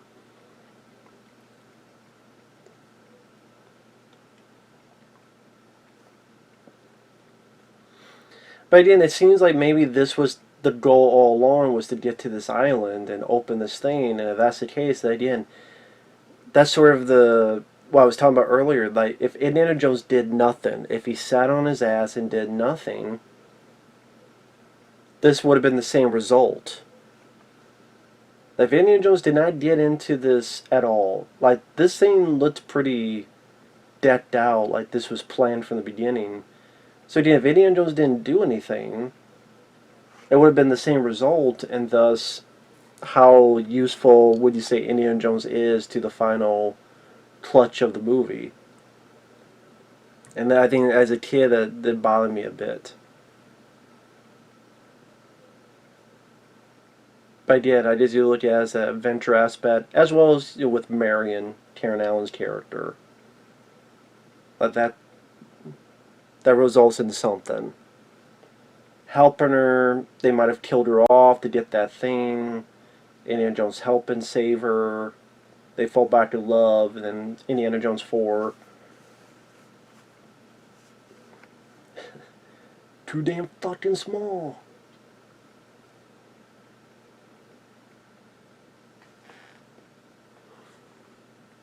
Hey, how's it going, man?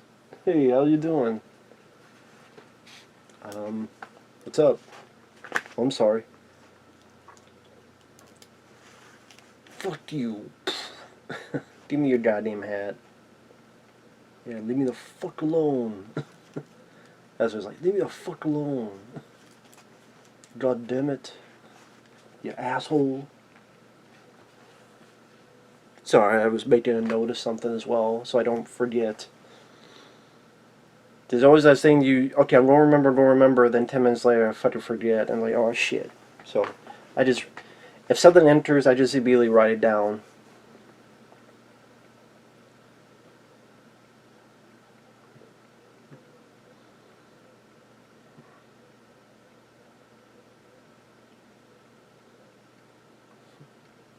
So this is like Belloq's idea. Belloq's idea is to open it here and not in front of the Hitler.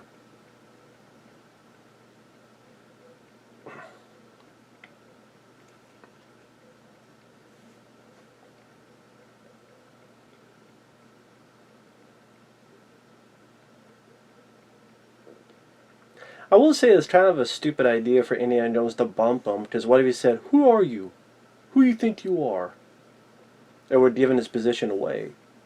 But I was saying before, like, that burn on the swastika, like, nothing else on the box is burned.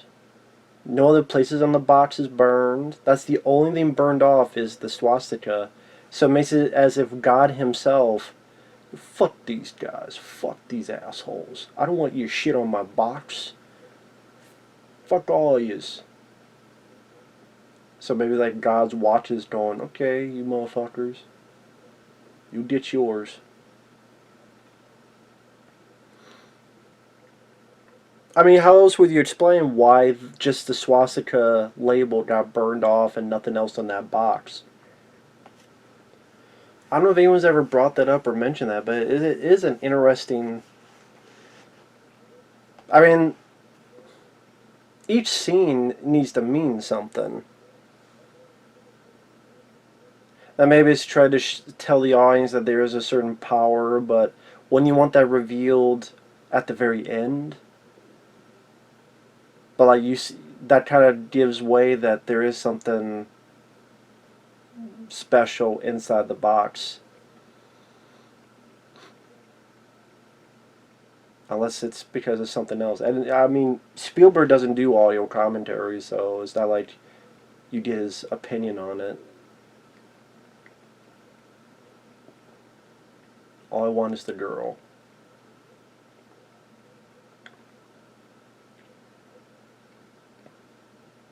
I mean, can I not stutter? Who even knows that this rocket would actually blow it up? I mean, for all we know, it could do nothing. Or if it's blown up, what is released from it? Blow it back to God.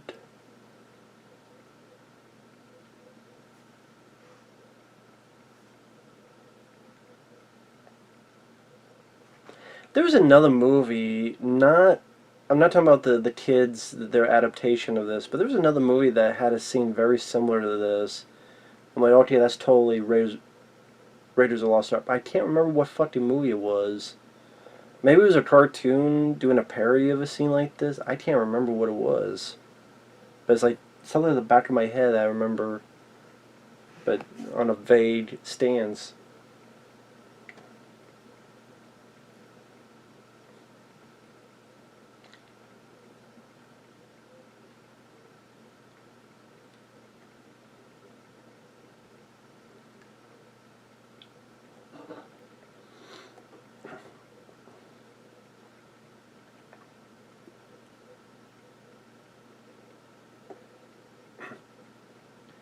Where the shit's really going to hit the fan. I wonder who owns that Ark of the Covenant. I wonder who owns that shit right now. I can't imagine it was thrown away. So I'm just wondering who the hell owns the Ark of the Covenant.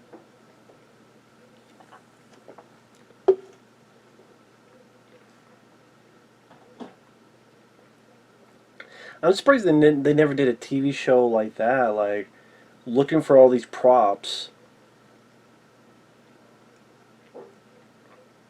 Like, who owns the A-Team van from the A-Team TV show? Who owns the Ark of the Covenant? Who owns, the lightsabers from the original Star Wars? Who owns, any of this other stuff?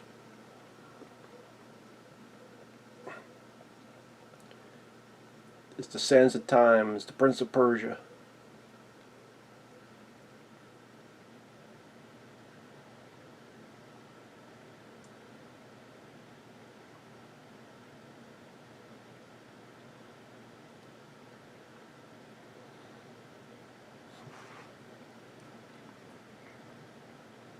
Oh shit.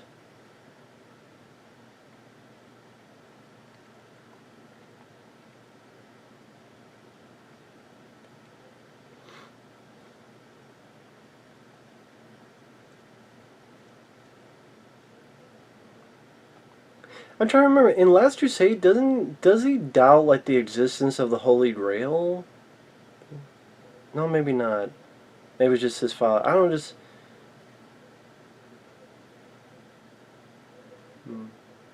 No, I'm mistaken. I'm thinking of earlier in this movie where. Well, actually, no. I mean, earlier in this film, he's like, "Oh, don't give me that mumbo jumbo. You trying to steer me?"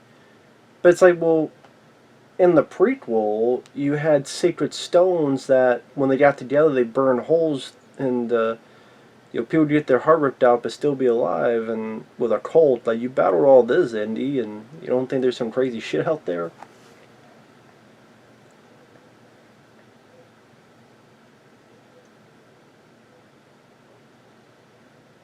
And I believe there's I would say, what, animated? I like this stuff, though. To me, this stuff just looks better than digital. I don't know if just... To me, it just looks better visually to me. But anytime, people are, oh, it's dated, and... Shut.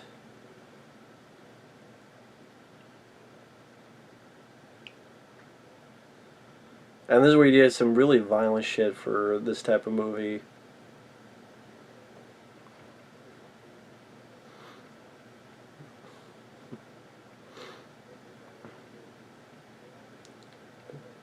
So the way they melt, it's like, oh shit. And this guy blows up. I'm still surprised they got away with that. Absolutely surprised.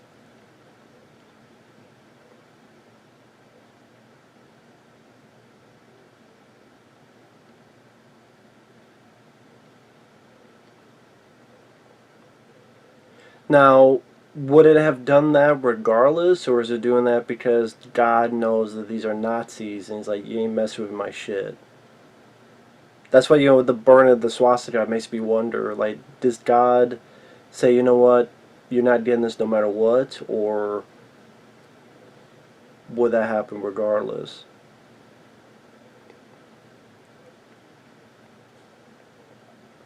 Interesting, it burned through the rope but didn't burn them or their clothes.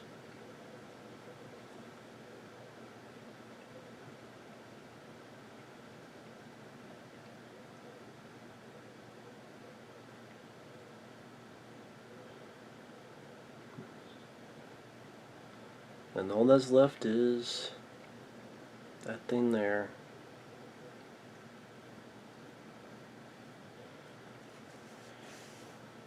Man, they cleaned everything up.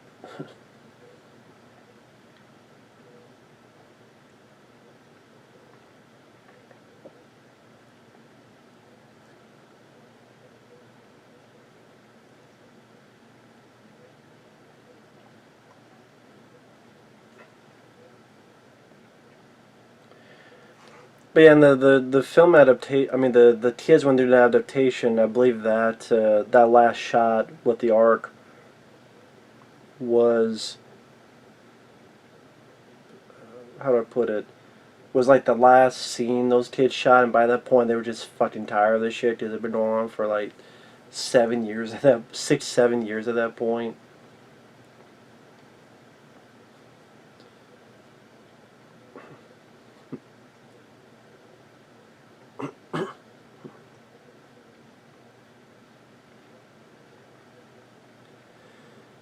And there's a lot of people like Harry Knowles from AM Cool News before he became incognito because of stuff, and like Chris Gore and others, gave praise to that.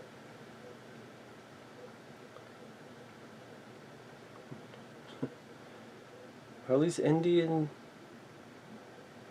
See, that's what's great is like you have this bit here and then culminate with the wedding at the fourth film.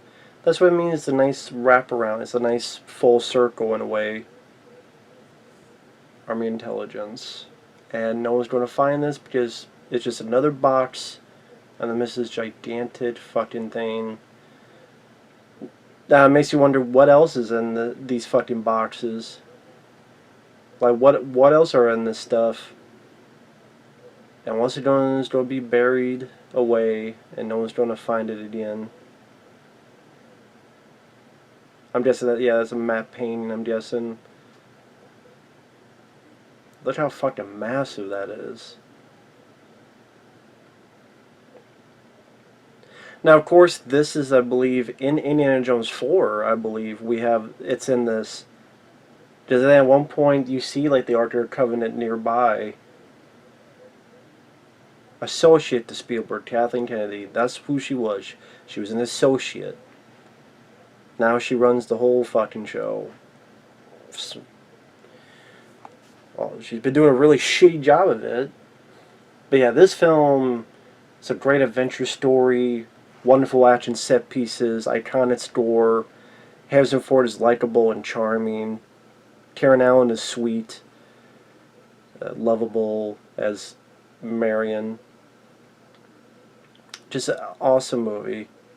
Can't go wrong with Raiders of the Lost Ark. To me, I can't go wrong with any of them. I love all four of them. So absolute classic. If you're wondering on this Blu-ray, there are no features because it was a part of a set, and with the set, like there's like a bonus disc with the stuff on it. No commentary, which I'm surprised there's no commentary on this from anybody. Of course, Spielberg doesn't do it, but like nobody has a commentary on this. That's crazy. Like, this is a classic film and no audio commentary, but it is what it is.